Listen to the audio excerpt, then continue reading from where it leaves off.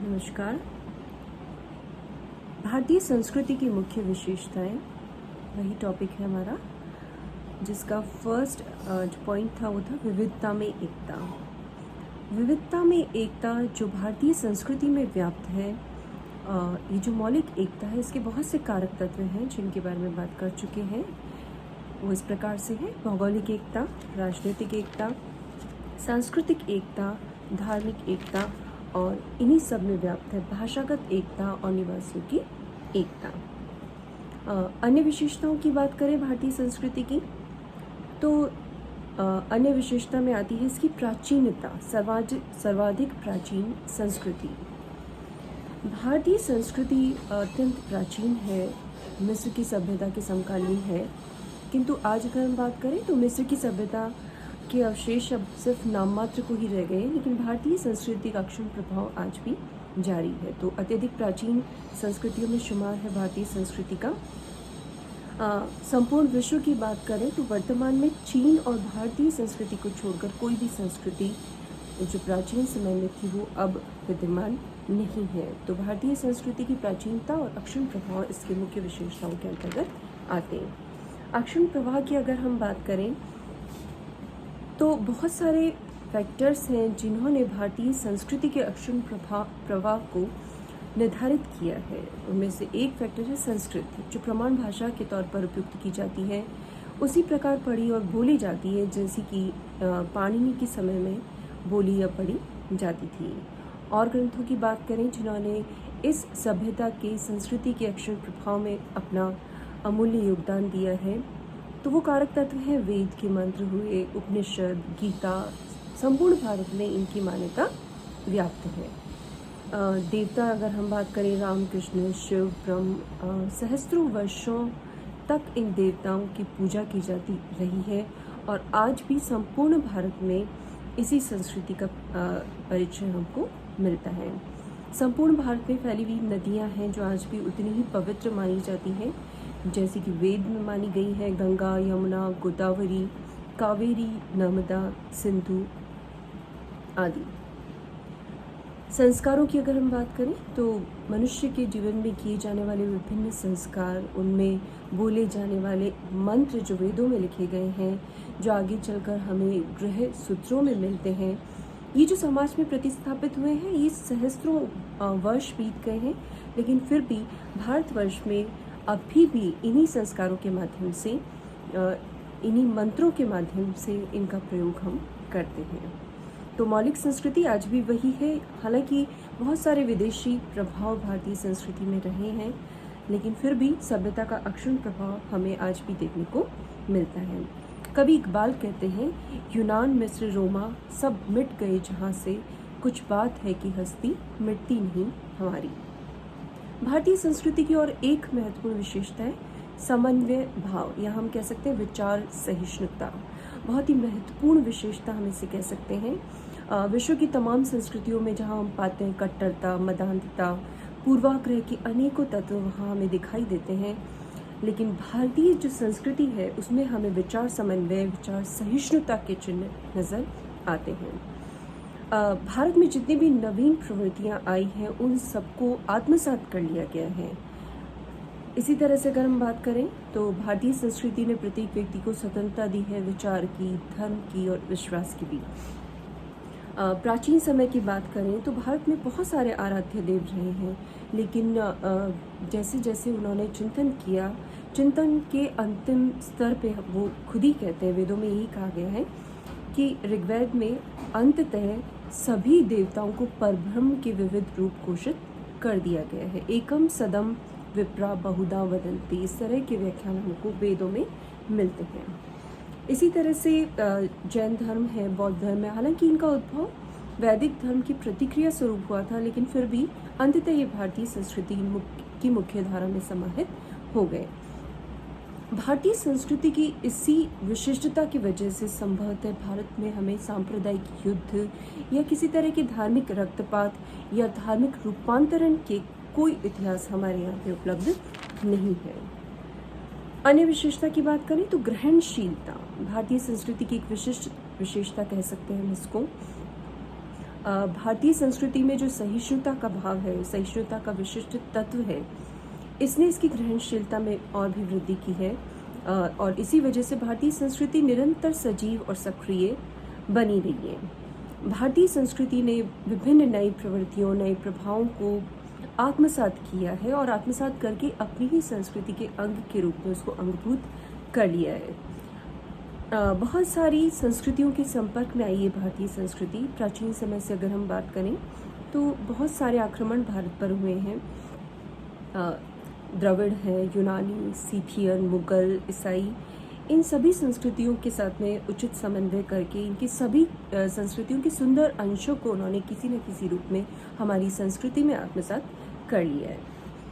अगर हम बात करें धर्म के क्षेत्र में, तो वैदिक युग में जितने भी देवता थे प्रकृति के विभिन्न तत्वों का प्रतिनिधित्व करते थे। बाद में अगर हम देखें तो जैसे जैसे दूसरे प्रभाव आए, जैसे कि द्रविड़ प्रभाव आया, तो शिव हमारे मुख्य देवता हो गए। बहुत सारी चीज़ें हैं जो सिंधु घाटी सभ्यता से चली आ रही, लिंग पूजा, वृक्ष पूजा। आज तक जो है भारतीय संस्कृति में नवीन तत्व इसी ग्रहणशीलता की वजह से नए नए जुड़ते गए और जैसे हमारी संस्कृति ने आत्मसात भी किया है। एक और विशेषता है अनुकूलशीलता एवं परिवर्तनशीलता। भारतीय संस्कृति में आश्चर्यजनक लचीलापन हमको देखने को मिलता है और इसी लचीलेपन की वजह से ये संस्कृति तमाम बाह्य प्रभाव या आघातों को सहन करने के योग्य बन पाई है या ये नष्ट नहीं हो पाई है इन सभी वजह से। जैसे जैसे समय बीता, समय के प्रभाव में भारत की विभिन्न परिस्थितियाँ जो है वो परिवर्तित होती रही, लेकिन इन परिवर्तनों के कारण हमें भारतीय धर्म, समाज, आचार विचार, विधि निषेध, नियम आदि की स्थिति में भी बहुत कम सूक्ष्म परिवर्तन दिखाई देते हैं, लेकिन भारतीय संस्कृति का जो मूल स्वरूप है वो आज भी वही है। आध्यात्मिकता भारतीय संस्कृति का अत्यंत महत्वपूर्ण पक्ष है। हम कह सकते हैं समस्त भारतीय चिंतन पर हमें आध्यात्मिकता की स्पष्ट छाप दिखाई देती है। डॉक्टर बलदेव उपाध्याय का एक कोटेशन है, किसी भी संस्कृति की श्रेष्ठता का मापक उसका आध्यात्मिक चिंतन होता है। जिस संस्कृति के आध्यात्मिक विचार गहन होते हैं वह संस्कृति इतिहास में अब उतना ही महत्वपूर्ण स्थान रखती है। प्रारंभ से ही भारतीय संस्कृति में ये तत्व देखने को मिलते हैं जिनमें इहलौकिक सुखों को जीवन का परम लक्ष्य कभी भी स्वीकार नहीं किया गया है। भौतिक सुखों की अपेक्षा ब्रह्म, जीव, माया, ईश्वर, मोक्ष आदि के विचार को महत्वपूर्ण स्थान दिया गया है। अगर हम बात करें सिर्फ चारवाक दर्शन को छोड़ दिया जाए तो अन्य सभी दर्शन जो है उनमें आध्यात्मिकता को प्रमुख स्थान प्रदान किया गया है। एक और विशेषता है सर्वांगीणता। भारतीय संस्कृति की सर्वांगीणता मनुष्य के जीवन के विभिन्न पक्षों को समेटती है। भारतीय संस्कृति ने इस लोक और परलोक दोनों को सिद्ध करने के लिए मनुष्य के भौतिक, आध्यात्मिक, शारीरिक और मानसिक सभी प्रकार के सर्वांगीण विकास पर समान रूप से बल प्रदान किया है। इन्हीं सबको आधार प्रदान करने के लिए हमारे ग्रंथों में मनुष्य के समस्त कर्तव्यों को 4 पुरुषार्थ के रूप में प्रस्तुत किया गया है। मनुष्य के जीवन में 4 आश्रमों की योजना की गई है और इन चारों पुरुषार्थों और आश्रमों के पालन से शरीर, मन और आत्मा का संपूर्ण विकास संभव हो सकता था। ऐसा नहीं कि भारतीय संस्कृति ने सिर्फ धर्म और मोक्ष पर ही बल दिया है, साथ ही साथ अर्थ और काम को भी यहाँ स्पृहणीय माना गया है और इन सबके सम्मिलन से ही मनुष्य का संपूर्ण विकास संभव हो सकता है। संचरणशीलता भारतीय संस्कृति की एक अन्य विशेषता है। संचरणशीलता अर्थात मनुष्य को निरंतर कर्मरत रहकर उत्साहपूर्वक कर्म करने की प्रेरणा जितनी हमारी संस्कृति में मिलती है, संभवतः किसी अन्य संस्कृति ने इस चीज़ को उतना महत्व नहीं दिया गया है। हमारे ग्रंथों में कहा गया है कि निष्क्रिय होकर बैठ जाना मृत्यु है और निरंतर कर्म करते रहना ही जीवन है। धर्म परायणता की अगर हम बात करें तो भारतीय संस्कृति का प्राणभूत तत्व धर्म है। धर्म की एक अत्यंत व्यापक परिभाषा हमारे ग्रंथों में मिलती है। भारतीय ऋषियों ने धर्म उसे कहा है जो इस लोक को और परलोक दोनों को सिद्ध कर देता है, जिस आचरण से इस संसार में विविध उन्नति प्राप्त हो और मृत्यु के पश्चात परलोक में मोक्ष सिद्ध हो जाता है, वही धर्म है। धर्म की इतनी व्यापक परिभाषा है कि समस्त करणीय अकरणीय कि समस्त विचार पाप पुण्य के समस्त विवेचन इस धर्म की परिभाषा में समाहित हो जाता है। महाभारत की बात करें तो महाभारत के कर्ण पर्व में धर्म की परिभाषा दी गई है जो अत्यंत महत्वपूर्ण है, अर्थात व्यक्ति और समाज को धारण करने वाला तत्व धर्म कहलाता है। धर्म के विभिन्न लक्षण विभिन्न ग्रंथों में बताए गए हैं, मनु के द्वारा बताए गए हैं, जिनमें मानव के समस्त गुणों का समावेश किया गया है। मनु ने धर्म के जिन 10 लक्षणों का विधान किया है उसमें है धृति अर्थात धैर्य, क्षमा, दम अर्थात मन पर संयम, अस्तेय, शौच अर्थात पवित्रता, इंद्रिय निग्रह, धी अर्थात विवेक, विद्या, सत्य और क्रोध न करना। भारतीय संस्कृति अत्यंत आशावादी संस्कृति है। आशा को प्रकाश का तुल्य माना गया है और निराशा को अंधकार स्वरूपा माना गया है। भारतीय ग्रंथों में कहा गया है असतो माँ सद्गमय तमसो माँ ज्योतिर्गमय मृत्युं माँ अमृतमयम गमय। आस्था और कर्मवाद जो है वो भारतीय संस्कृति की मुख्य विशेषताएं हैं। उपनिषद में कहा गया है, ऋषियों ने ये उद्घोष किया है कि निरंतर कर्म करते हुए ही मनुष्य को शतायु होने की कामना भी उसके माध्यम से की गई है।